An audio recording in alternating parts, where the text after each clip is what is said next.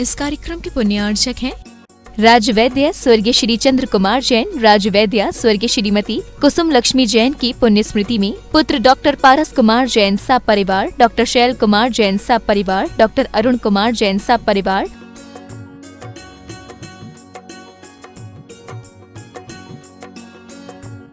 Doctor ए.के. Jain clinic Lucknow, America प्रमाणित clinic, doctor ए.के. Jain IVF clinic, Hazratganj Lucknow.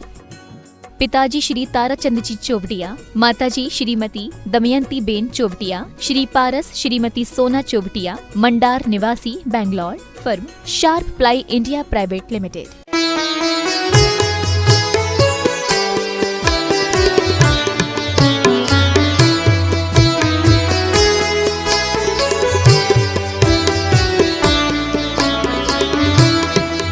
मैं परम पूज्य जिनेन्द्र प्रभु को भाव से वंदन करूं, मन वचन काय त्रयोग पूर्वक शीश चरणों में धरूं। सर्वज्ञ केवल ओम नमः सिद्धेभ्यः श्रीवीतरागाय नमः।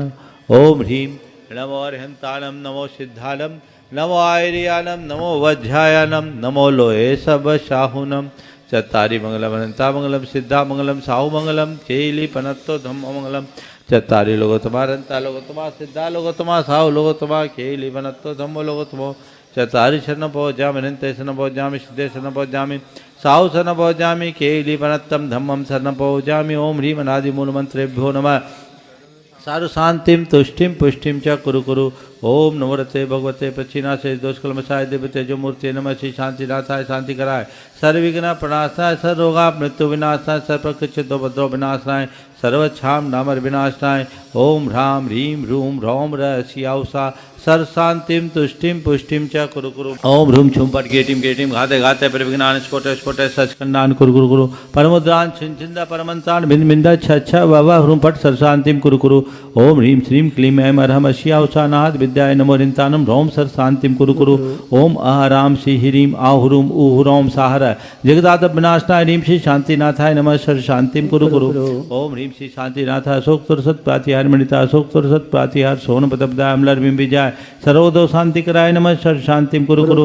ओम ह्रीं श्री शांतिनाथाय सुरपुष्टि सत प्रातिहार मणिताय सुरपुष्टि सत प्रातिहार सोन पदब्दाय अमलर बिंब विजय सर्वोदो शांति कराय नमः सर्व शांतिम कुरु कुरु। ओम ह्रीं श्री शांतिनाथाय दिव्यध्वनि सत प्रातिहार मणिताय दिव्यध्वनि सत प्रातिहार सोन पदब्दाय अमलर बिंब विजय सर्वोदो शांति कराय नमः सर्व शांतिम कुरु कुरु। ओम ह्रीं श्री शांतिनाथाय चाम्रोत्तोलन सत प्रातिहार मणिताय चाम्रोत्तोलन सत प्रातिहार सोन पदब्दाय अमलर बिंब विजय सर्वोदो शांति कराय नमः सर्व शांतिम कुरु कुरु। ओम ह्रीं श्री शांतिनाथाय सिंहासन सत प्रातिहार मणिताय सिंहासन सत प्रातिहार सोन पदब्दाय गमलर बिंब विजय सर्वोदो शांति कराय नमः सर्व शांतिम कुरु कुरु। ओम ह्रीं श्री शांतिनाथाय भामंडल सत प्रातिहार मणिताय भामंडल सत प्रातिहार सोन पदब्दाय झमलर बिंब विजय सर्वोदो शांति कराय नमः सर्व शांतिम कुरु कुरु। ओम ह्रीं श्री शांतिनाथाय दुंदुभि सत प्रातिहार मणिताय दुंदुभि सत प्रातिहार सोन पदब्दाय स्मलर बिंब विजय सर्वोदो शांति कराय नमः सर्व शांतिम कुरु कुरु। ओम ह्रीं श्री शांतिनाथाय छत्तर सत प्रातिहार मणिताय छत्तर सत प्रातिहार सोन पदब्दाय कमलर बिंब विजय सर्वोदो शांति कराय नमः सर्व शांतिम कुरु कुरु। ओम ह्रीं श्री शांतिनाथाय प्रातिहार्या सहिताय बीजाष्टमंडन मणिताय सर्वविघ्न शांति कराय नमः सर्व शांतिम कुरु कुरु। ओम ह्रीं अरहम नमो जिनानम ओम ह्रीं अरहम नमो ओहि जिनानम ओम ह्रीं अरहम नमो परमोहि जिनानम ओम ह्रीं अरहम नमो आगाशिगामीनम ओम ह्रीं अरहम नमो आसि विशानम ओम ह्रीं अरहम नमो डिट्ठि विशानम ओम ह्रीं अरहम नमो उग्गतवानम ओम ह्रीं अरहम नमो दित्ततवानम ओम ह्रीं अरहम नमो तत्तवानम ओम ह्रीं अरहम नमो महातवानम ओम ह्रीं अरहम नमो घोर सर्व शांति भवतो। ओम ह्रीं अरहम नमो घोर गुणानम ओम ह्रीं अरहम नमो घोर परक्मानम ओम ह्रीं अरहम नमो घोर गुणवंभयारिणम ओम ह्रीं अरहम नमो आमो सही पत्तानम ओम ह्रीं अरहम नमो खेलो सही पत्तानम ओम ह्रीं अरहम नमो जल्लो सही पत्तानम ओम ह्रीं अरहम नमो विट्ठो सही पत्तानम ओम ह्रीं अरहम नमो सवो सही पत्तानम ओम ह्रीं अरहम नमो मन बलिनम ओम ह्रीं ह्रीम अर्हम नमो बची बलीनम। सर्वशान्तिर्भवतु। ओम ह्रीम अर्हम नमो काय बलीनम। सर्वशान्तिर्भवतु। ओम ह्रीम अर्हम नमो खीर सवीनम। सर्वशान्तिर्भवतु। ओम ह्रीम अर्हम नमो सप्पि सवीनम। सर्वशान्तिर्भवतु। ओम ह्रीम अर्हम नमो महु सवीनम। सर्वशान्तिर्भवतु। ओम ह्रीम अर्हम नमो अमी सवीनम। सर्वशान्तिर्भवतु। ओम ह्रीम अर्हम नमो खीन महानशानम। सर्वशान्तिर्भवतु। ओम ह्रीम अर्हम नमो बड्ढमाननम। सर्वशान्तिर्भवतु। ओम ह्रीम अर्हम नमो लोये सब सिद्धाय दिनानम। सर्वशान्तिर्भवतु। ओम ह्रीम अर्हम नमो भयवदो महदी महावीर वड्ढमान बुद्धिर्षिनम छेदी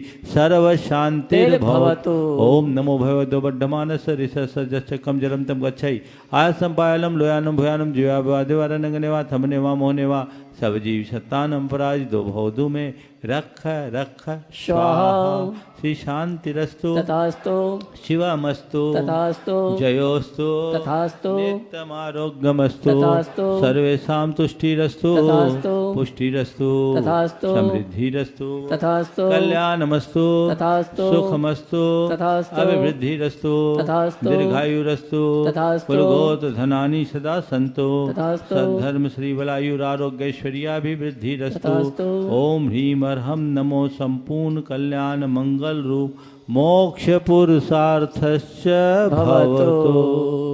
संपूजिकानां प्रतिपालकानां यतीन्द्र सामान्य तपोधनानां देश राष्ट्रश्च पुरस्य राज्ञः करोतु शान्तिं भगवान् जिनेन्द्रः करोतु शान्तिं भगवान् जिनेन्द्र। करोतु शान्तिं भगवान् जिनेन्द्र।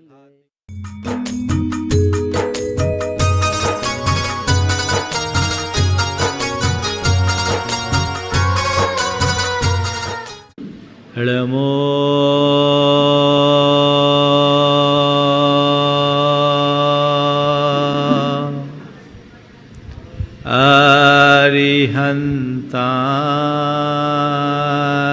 अरिहन्ताणं। नमो अरिहन्ताणो। नमो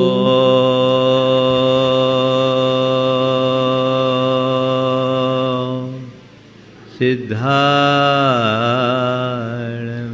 नमो सिद्धाणो। नमो आयर्याणं। नमो आयर्याणो। नमो उवज्झायाणं। नमो उवज्झायाणो। नमो लोये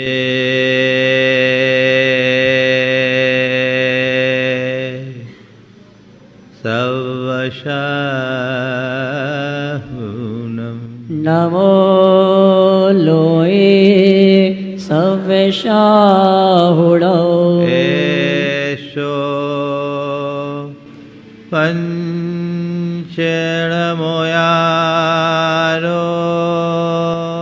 ऐसो पंच नमो यारो। सर्वपावपनाशिनो। शव्य पाव प्रणाशिनो। मङ्गलाळं च सवेशिं। मंगलाळं च शवेशिं। परमं होयि मङ्गलम्। परमं होयि मंगलो। जय बोलो देवादिदेव 1008 श्री भगवान महावीर स्वामी की जय जय जय। अहिंसा परमो धर्म की जय जय जय। परम पूज आचार्य गुरुवर श्री विद्यासागर जी महाराज की जय जय जय। बोले परम पूज मुनि श्री प्रमाण सागर जी महाराज की जय जय जय। बोले परम पूज मुनि श्री हरे सागर जी महाराज की। संसार में दो तरह के लोग दिखाई पड़ते हैं। कुछ वे लोग जो अपने हर कार्य में सफल होते हैं और कुछ वे लोग जो सदैव अपनी विफलता का रोना रोते हैं। जो अपने कार्यों में सफल होने वाले लोग हैं वे भी हमारी ही तरह जन्म लेते हैं, और जो विफल होते हैं उनका भी जन्म एक ही रीति से होता है। लेकिन सफलता और विफलता ये हमारे कार्यशैली, प्रवृत्ति और स्वभाव पर निर्भर करता है। हम अपने जीवन को आगे बढ़ाना चाहते हैं तो हमें ज़रूरी है कि हम इस बात को अच्छे तरीके से समझें कि हमें अपना कार्य किस तरीके से करना है। आज उसी से संदर्भित कुछ बातें कुरल काव्य के माध्यम से आप सबके मध्य करना चाहूँगा। एक लंबे अंतराल के बाद आज फिर से कुरल काव्य की चर्चा आप सबके मध्य है। बहुत महत्वपूर्ण सूत्र है। यश का महत्व और कुछ नहीं बल्कि उस इच्छा शक्ति की महत्ता है जो उसके लिए प्रयास करती है और अन्य बातें उस अंश तक नहीं पहुंचती। अर्थात हमारा मनोबल यदि मजबूत है तो हम अपने सब कार्य को कर सकते हैं, और उच्च मनोबल के धनी मनुष्य ही सच्चे अर्थों में महत्ता प्राप्त करते हैं, उनके जीवन में सुयश फैलता है। संत कहते हैं तुम्हें जो कुछ भी करना है पूर्ण मनोबल के साथ करो। मनोबलात् किम मन्यत्र महत्वम यस्ताम चे इतरेषाम यतो नास्ति तत्राल्पपि किलांशता। जो तुम्हारा ध्येय है, जो तुम्हारा लक्ष्य है, उसके प्रति पूरी तरह समर्पित हो जाओ और लक्ष्य को छोड़कर अन्य की तरफ एक अंश भी मत देखो। करना है वो पूरी तरह डूब कर करो। पहले निर्णय लो, निर्णय को संकल्प में बदलो, और संकल्प के प्रति जब हम पूर्ण समर्पण रखते हैं तब हमारे जीवन में कामयाबी हासिल होती है। मनुष्य के साथ अक्सर ये देखने को मिलता है कि ज़्यादातर लोग बड़े ढुलमुल होते हैं। उनका कोई निर्णय ही नहीं होता, उनका कोई लक्ष्य ही नहीं होता, उनका उद्देश्य बड़ा उथला होता है।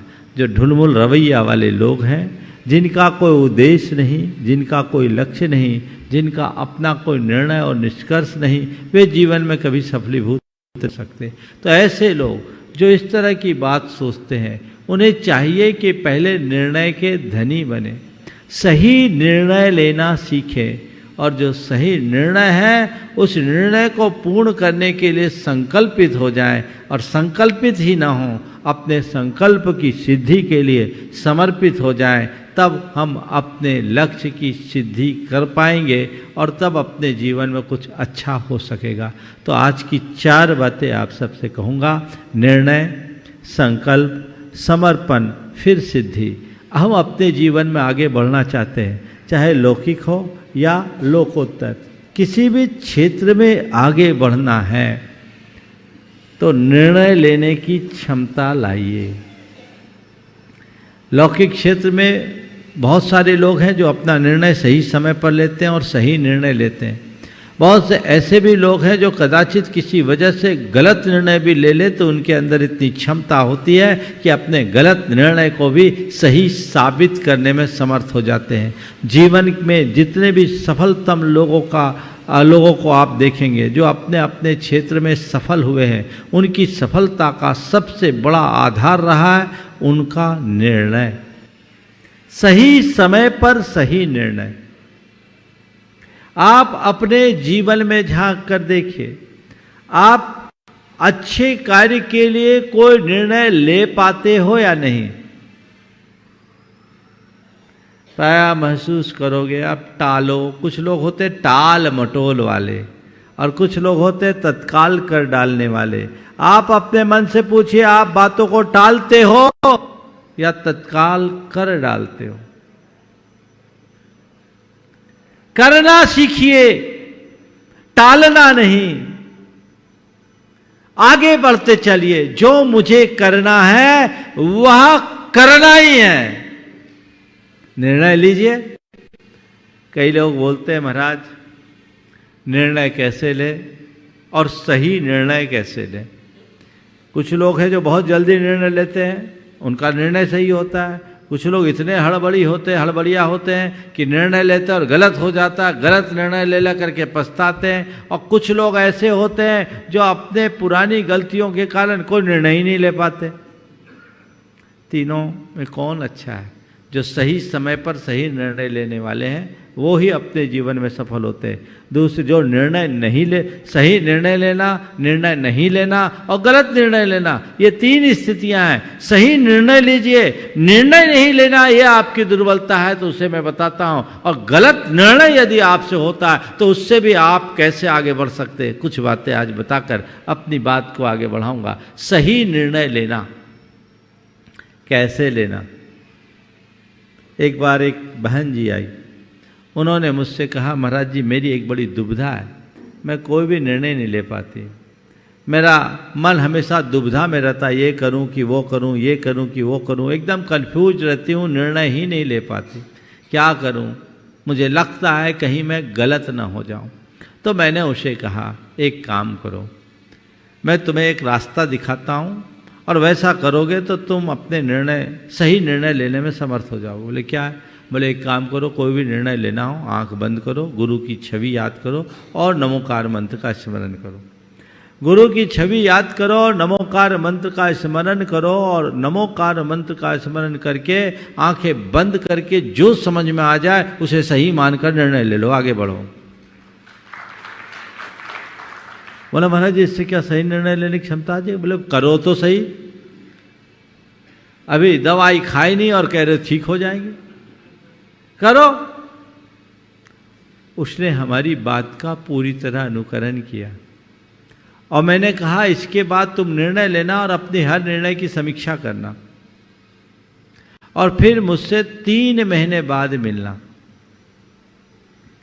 3 महीने बाद जब वो आई तो उसका चेहरा खिला हुआ था। बोले महाराज जी चमत्कार हो गया, आपके आशीर्वाद ने तो चमत्कार कर दिया। बोले क्या कर दिया? बोले महाराज जी पहले मेरे निर्णय प्राय गलत होते थे और मैं निर्णय नहीं ले पाती थी, कहीं मुझसे गलती ना हो जाए, कहीं गलती ना हो जाए। महाराज जी इन 3 महीनों में मैंने 10 निर्णय लिए हैं, उनमें से 7 निर्णय सही निकले। 10 निर्णय लिए उसमें 7 निर्णय सही निकले। ये आपके आशीर्वाद का चमत्कार है। मैंने कहा मेरे आशीर्वाद का चमत्कार नहीं है, ये तुम्हारे आत्मविश्वास का सुफल है। मैंने कोई चमत्कार नहीं किया, मैंने तुम्हारे अंदर के आत्मविश्वास को जगाने का टोटका दिया कि नमोकार का स्मरण करो, गुरु को ध्यान में रखो। निर्णय तो तुमने खुद की प्रतिभा से लिया, खुद की क्षमता से लिया, पर तुम्हारे अंदर आत्मविश्वास का भाव था, वो दुविधा उत्पन्न करता था। तुम्हारे अंदर नकारात्मकता थी कि कहीं मैं निर्णय नहीं ले पाऊंगा, मैं निर्णय नहीं ले पाऊंगा, सक्षम नहीं हूं। मतलब तुम्हारे पास 10 में से 7 निर्णय लेने की क्षमता तो थी, पर तुमने मान रखा था कि मैं निर्णय नहीं ले सकती, इसलिए चाह करके भी निर्णय नहीं ले पाए। और एक बात ध्यान रखना, दुनिया के सफलतम लोगों में भी 10 में से 7 निर्णय लेने वाले बहुत बिरले होते हैं। बहुत ऐसे होते हैं 10 में 10 निर्णय सही हो, बहुत विरल लोग। तो तुम तो श्रेष्ठ लोगों में शामिल हो गए। अब अपना विश्वास जगाओ और इसी तरीके से आगे बढ़ो। जो निर्णय लेना वो ले करके आगे बढ़ने की कोशिश करो। ये एक सूत्र है। अगर आप निर्णय लेना चाहते हैं, अपने आत्मविश्वास को जगाइए और नकारात्मकता से अपने आप को दूर कर लीजिए। जिसकी सोच नकारात्मक होगी, जिसका आत्मविश्वास कमज़ोर होगा, वो अपने जीवन में कभी कोई अच्छा निर्णय नहीं ले सकता। तो आत्मविश्वास से लबरेज रहेंगे, आपका निर्णय सही होगा। कदाचित गलत निर्णय ले लिए तो क्या करें? रोना मत रोइए। अपनी गलती को अगर आप सुधार ले तो आपका हर गलत निर्णय भी आपके सही निर्णय का आधार बन सकता है। एक युवक एक सफलतम व्यक्ति के पास गया, उससे पूछा आपकी सफलता का राज क्या है? उसने कहा आपकी सफलता का राज क्या है? उसने कहा सही निर्णय। आपकी सफलता का राज क्या है? जवाब दिया सही निर्णय। युवक ने पूछा आपने सही निर्णय लेने की क्षमता कैसे पाई? उन्होंने कहा अनुभव से। अनुभव से। फिर पूछा सही निर्णय लेने का अनुभव आपने कैसे पाया? उन्होंने कहा गलत निर्णय। गलत निर्णय। सामने वाला आश्चर्यचकित रह गया कि गलत निर्णय से सही निर्णय लेने की क्षमता आपने ऐसे कैसे पाली? तो उन्होंने कहा कि मैंने अपनी हर गलत निर्णय की समीक्षा की और तय किया अब इसकी पुनरावृत्ति नहीं करूंगा। नतीजा मैं सही निर्णय लेने में समर्थ हो गया। गलतियों से भी सीखा जा सकता है, इसलिए निर्णय लेने की क्षमता हमें विकसित करनी चाहिए। आप लोग बुरे कार्यों के लिए बहुत जल्दी निर्णय ले लेते हो। अच्छे कार्यों में निर्णय लेने से सोचते रहो तो कब करेंगे कब करेंगे कब करेंगे होता है। हम देखते हैं तीर्थ क्षेत्रों में, धर्म क्षेत्र में भी दो तरह के लोग होते हैं। कुछ लोग सोच के आते कि आज मुझे ये काम करना है तो करना है, शांति धारा करनी है तो करनी है, अब चलो देख लेंगे, मौका मिल गया तो ठीक, नहीं तो ठीक। ये बीच वाले लोग होते हैं वो बीच में ही रहते हैं। जो पक्के निर्णय वाले होते हैं वे दृढ़ संकल्पी बनते हैं और जो दृढ़ संकल्पी होते हैं वे ही अपने कार्य के प्रति, अपने लक्ष्य के प्रति समर्पित होकर सिद्धि को प्राप्त करते हैं। तो निर्णय लीजिए। मन में इच्छा जागृत होती है, आप उसे निर्णय में बदल दीजिए। कई बार भावना आती होगी कि मुझे अपना कल्याण करना है, आती कि नहीं आती? आती है। बस भावना को वहीं उत्पन्न करके वहीं समेट देते हैं, है ना। जितनी देर साधु संतों के संपर्क में रहते हैं, धर्म सभाओं में रहते हैं, धार्मिक वातावरण में रहते हैं, आपके अंदर नई नई उमंगें उत्पन्न होते रहती होती। और बाद में आप ठीक है, मतलब आपके अंदर की इच्छा इतनी प्रबल नहीं हो पाई कि आप उसे निर्णय में परिवर्तित करो। निर्णय लीजिए, डिसीजन लीजिए कि नहीं मुझे एक करना है।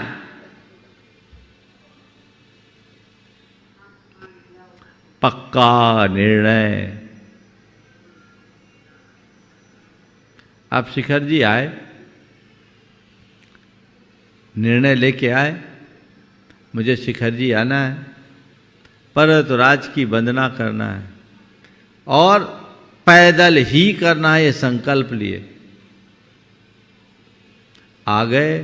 वंदना करने का मनोभाव लेकर आए, सो वंदना करने के लिए बढ़ गए, पर्वत पर चढ़ गए और पैदल ही करना इस संकल्प के साथ गए तो चढ़ गए।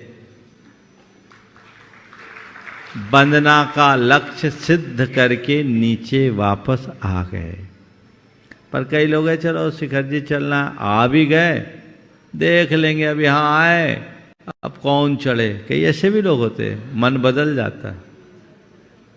अब चढ़ने के लिए गए, पैदल चढ़ने का मन बनाए, रास्ते में थोड़े पस्त हुए, कोई डोली वाला बैठ मिल गया, बाबूजी बैठ जाइए बैठ जाइए बैठ जाइए पहाड़।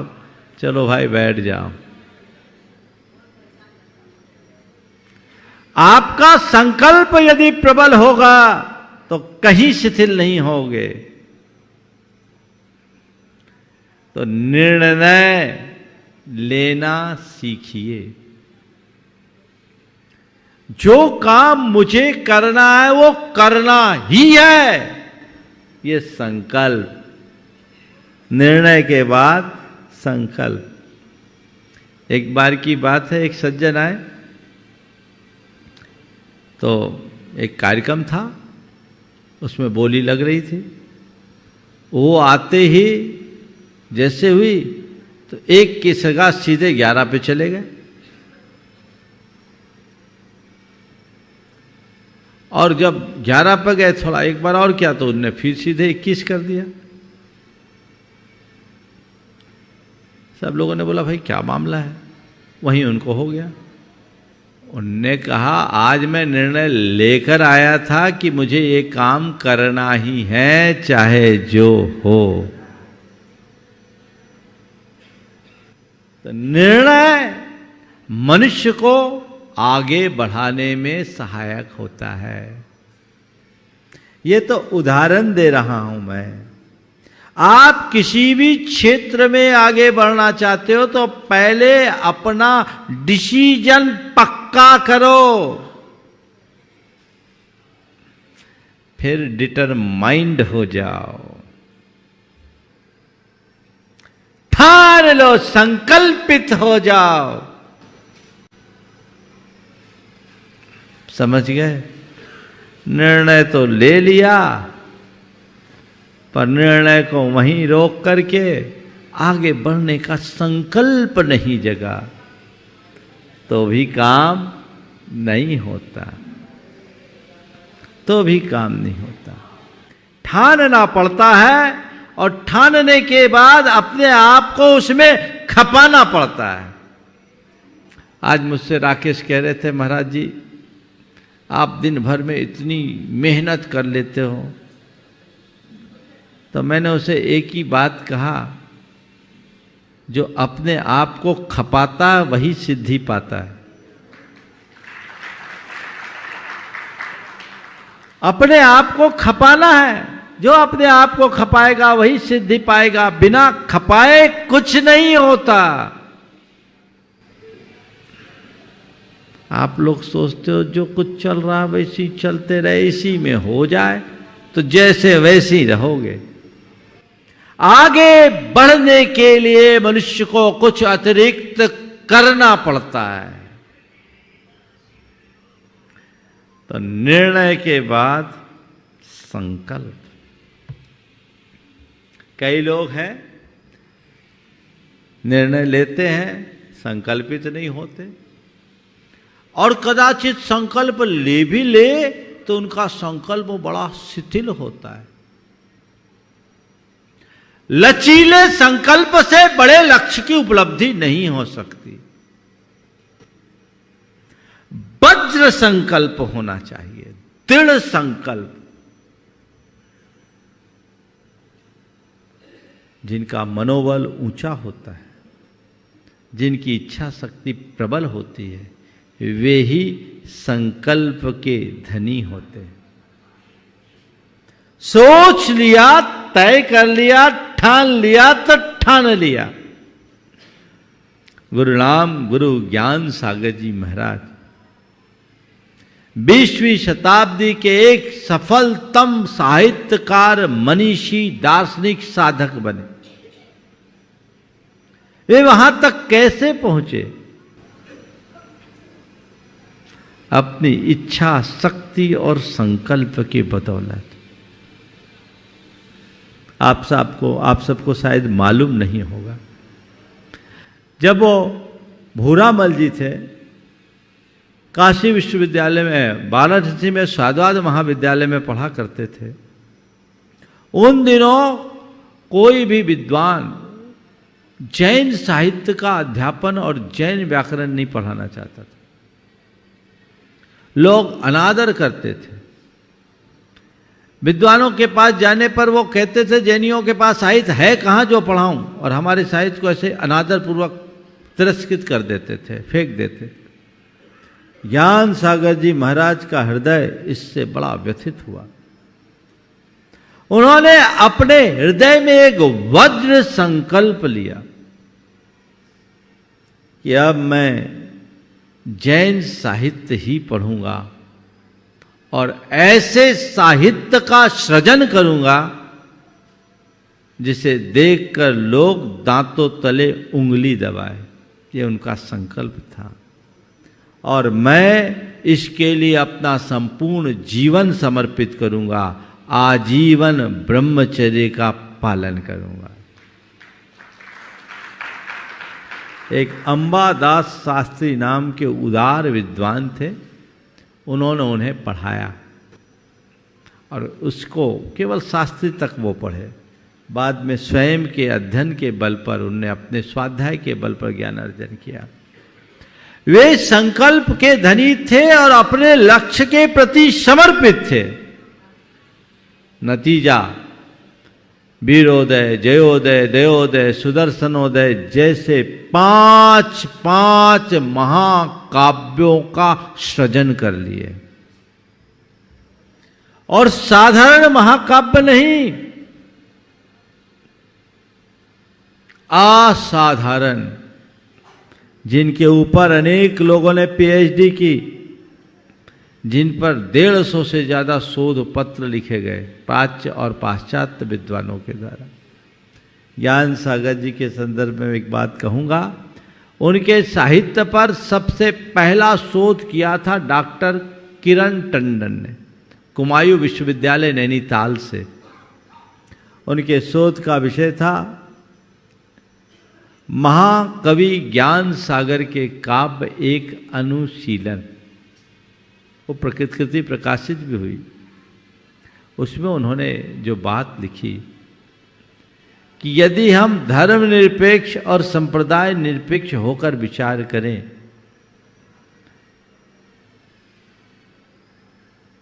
तो हम कह सकते हैं अस्मद आलोच्य महाकवि ज्ञान सागर जी में कालिदास, अश्वघोष, बाण और माघ जैसे महान कवियों की श्रेणी में अपना स्थान पाने के अधिकारी तो हैं ही। और यमक और अनुप्रास अलंकार में तो उन्होंने कालिदास को भी पीछे छोड़ दिया। विद्वानों की दृष्टि में कालिदास, माघ और आपके जाकर के वाण, ये 3 को बृहत्त्रयी कहा जाता था।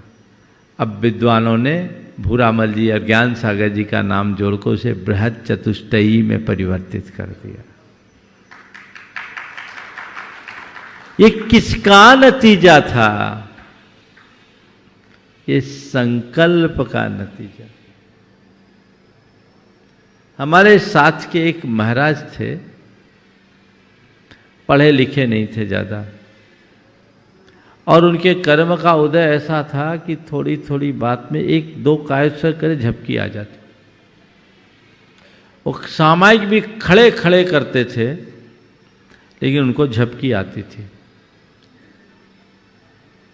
ये कोई बीमारी होती, स्लीपिंग, क्या बोलते हैं, स्लीपिंग एमीनिया, क्या ऐसे कोई गाली, कोई ऐसी कोई बीमारी होती है जिसमें बोलते हैं कि उनको झपकी आती है, जो भी हो। जब गुरुदेव हम लोगों को व्याकरण पढ़ाते थे तो व्याकरण बड़ा तर्कना से युक्त विषय होता है, उसमें बहुत रटना पड़ता है। तो हम लोगों को लगता था ये क्या जवाब देंगे, उनसे कुछ बनता नहीं था।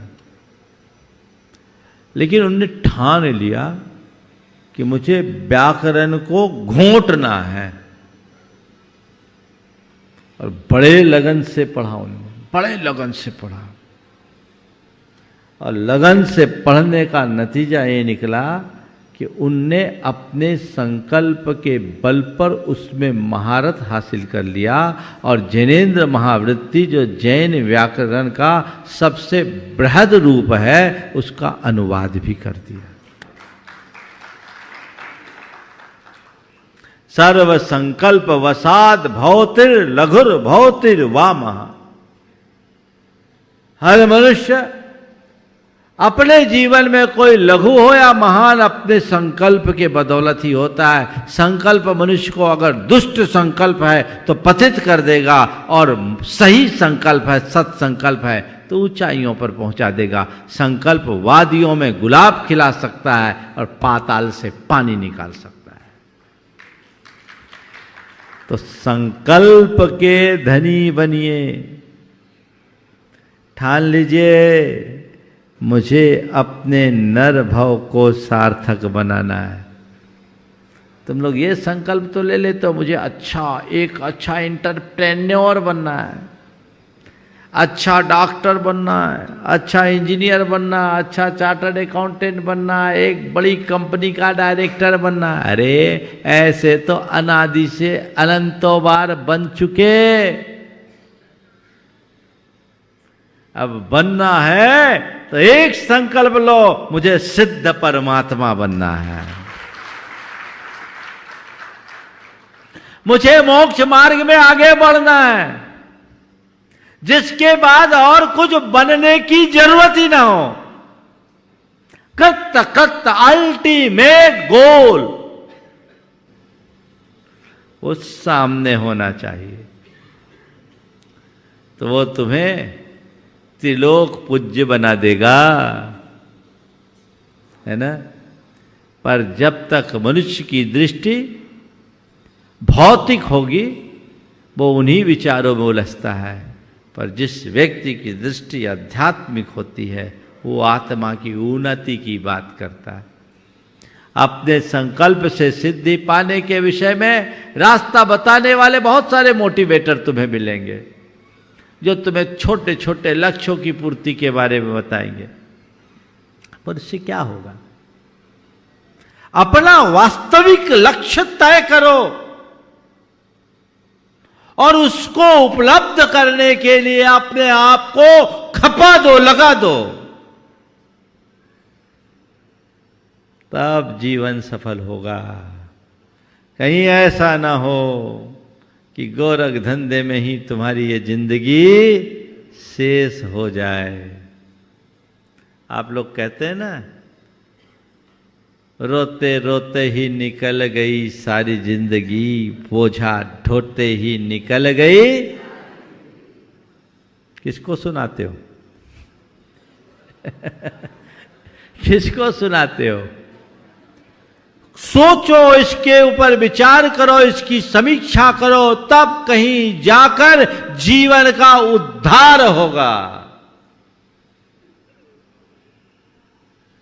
धर्म पथ पर मुझे आगे बढ़ना है, एक कदम ही सही पर आगे बढ़ना है, एक सीढ़ी सही पर चढ़ना है। कुछ तो आगे बढ़ो। बताओ, धर्म मार्ग में आप लोग लगे हो, 20 बरस पहले जो तुम्हारी धार्मिकता थी आज भी वही है, तो क्या मतलब निकला? कुछ बढ़ना चाहिए कि नहीं बढ़ना चाहिए? एक बार आचार्य महाराज ने लोगों से कहा, पहली क्लास में कब तक बैठे रहोगे? स्कूल में तो एक बार फेल हो जाए, दूसरी बात के बाद तो रिस्टिकेट कर देते, बाहर निकाल देते हैं ना। और यहां पूरी जिंदगी पहली क्लास में। आगे बढ़ो,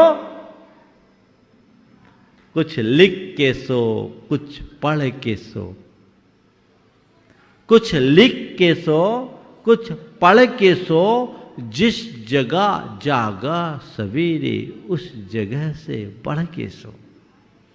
कुछ लिख के सो, कुछ पढ़ के सो, जिस जगह जागा सवेरे उस जगह से बढ़ के सो, एक सीढ़ी चढ़ के सो।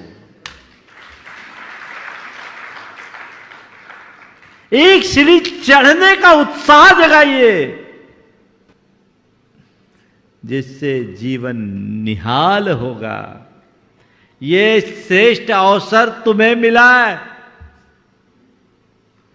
इसको चूके तो पछताओगे और कुछ नहीं पाओगे। अवसर को चूको मत, अवसर को भुलाओ, अवसर का लाभ उठाओ। अवसर को खोगे तो पछताओगे। तो मौका मिला है, मैदान मारो। लोग बस हाथ ही मलते रह जाते हैं, तो जीवन में कुछ नहीं हो पाता।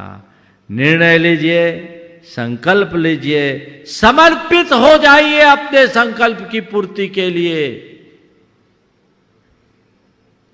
जो मेरा संकल्प है मुझे केवल वही करना, इधर उधर नहीं देखना। अर्जुन बनोगे तो लक्ष्य तक पहुंचोगे, इधर उधर देखोगे देखते ही रहोगे। एक दृष्टि, एक संकल्प, एक लक्ष्य, एक उद्देश्य, इसके अलावा और कुछ हो ही नहीं, तब काम बनता है। हमसे एक बार किसी ने बोला, महाराज जी आप लोग इतने वर्षों से साधना तपस्या कर रहे हो, कभी ऊबते नहीं हो? ऊबते नहीं हो? हमने कहा क्या मतलब? बोले महाराज हम लोग घर का परिवार का वही काम करते रहते हैं तो ऊब जाते हैं, और आप लोगों को भी तो वही सब काम करना, वही प्रवचन करना, वही सामायिक करना, वही लोगों से बात करना, मार्गदर्शन देना, कभी ऊबते नहीं है? मैंने कहा जो अपने में डूबे रहता है वो कभी ऊबता नहीं। तुम्हारे खाना बनाने, पकाने, खाने और व्यापार धंधे का अनुभव एक होता है, पर हमारी हर सामायिक का एक नया अनुभव होता है, और हमारे सामने 24 घंटे हमारा लक्ष्य होता है। हमारे सामने 24 घंटे हमारा लक्ष्य होता है, और उस लक्ष्य की प्राप्ति के लिए हमारा जो संकल्प है वो हमें उत्प्रेरित करके लक्ष्य के प्रति समर्पित करता है कि नहीं मुझे वहां जाना है, अभी बीच में नहीं रुकना है। मेरे सामने मेरा ध्येय है, मेरा लक्ष्य है, और मैं केवल उसके प्रति समर्पित हूं, इसलिए अपने मार्ग में टिका हूं। अब मान लीजिए आत्मकल्याण के लक्ष्य को भूलकर मैं लोक रंजन में लग जाऊं, तो मेरा मार्ग कब मुझसे छिटक जाएगा मुझे ही पता नहीं लगेगा। वो व्यक्ति कभी आगे नहीं बढ़ सकता। तो आगे बढ़ने के लिए सही लक्ष्य और लक्ष्य के प्रति संकल्प और समर्पण अत्यंत आवश्यक है। वैसा समर्पण का भाव अपने हृदय में सबको जगा करके आगे चलना चाहिए, जिससे हमारा जीवन सफलीभूत हो। तो आज बात कही गई, यश का महत्व और कुछ नहीं बल्कि उस इच्छा शक्ति की महत्ता है जो उसके लिए प्रयास करती है, और अन्य बातें उस अंश तक नहीं पहुंचती। बातें तो और भी है जो आने वाले दिनों में आप सबसे कही जाएगी। अभी आपको एक सूचना दी गई पिच्छी परिवर्तन की, लोगों की सब तरफ से खबरें आ रही है, महाराज श्री पिच्छी परिवर्तन कब होगा, कब होगा, कब होगा। तो पिच्छी परिवर्तन का कार्यक्रम आपको अभी जैसी सूचना दी गई 11 दिसंबर को यहाँ पर संपन्न होगा, आगामी 11 दिसंबर। और सब लोगों की भावना पर्वतराज की परिक्रमा करने की है, तो आप सबकी भावनाओं को ध्यान में रखते हुए 12 दिसंबर को प्रातःकाल यहाँ से जाएंगे और 13 दिसंबर को प्रातःकाल यहाँ परिक्रमा करके लौट कर आएंगे। यद्यपि परिक्रमा एक दिवस में भी हो सकती है, लेकिन समूह में बहुत लोग रहेंगे तो चलने में लोगों को बाधा ना हो, इसलिए 2 दिवसीय परिक्रमा रखी गई है। जो भी इसमें लाभ लेना चाहे पर्वतराज की परिक्रमा गुरु की साक्षी में करने का ये एक अच्छा मौका है। पिच्छी परिवर्तन और पर्वतराज की परिक्रमा महिलाएं आ सकती है, लेकिन उनके साथ उनके परिवार का कोई सदस्य होना चाहिए।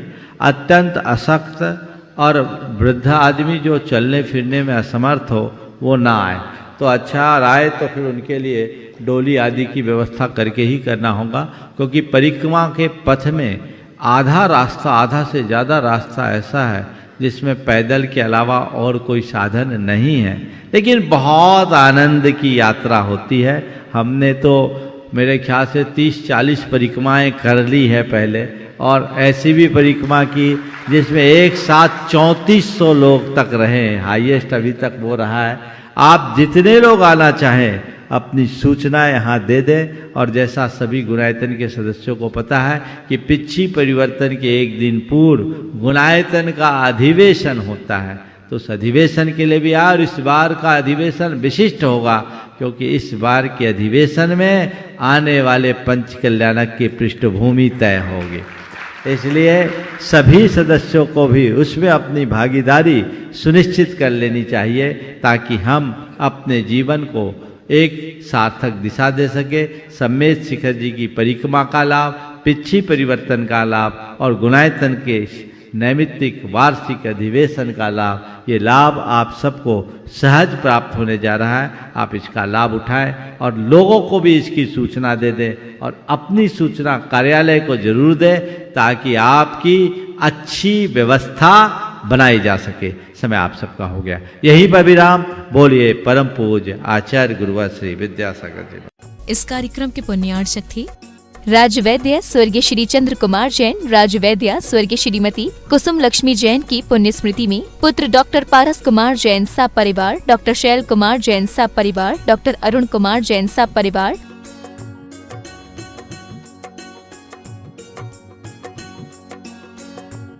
डॉक्टर ए.के. जैन क्लिनिक लखनऊ अमेरिका प्रमाणित क्लिनिक, डॉक्टर ए.के. Jain IVF clinic Hazratganj Lucknow.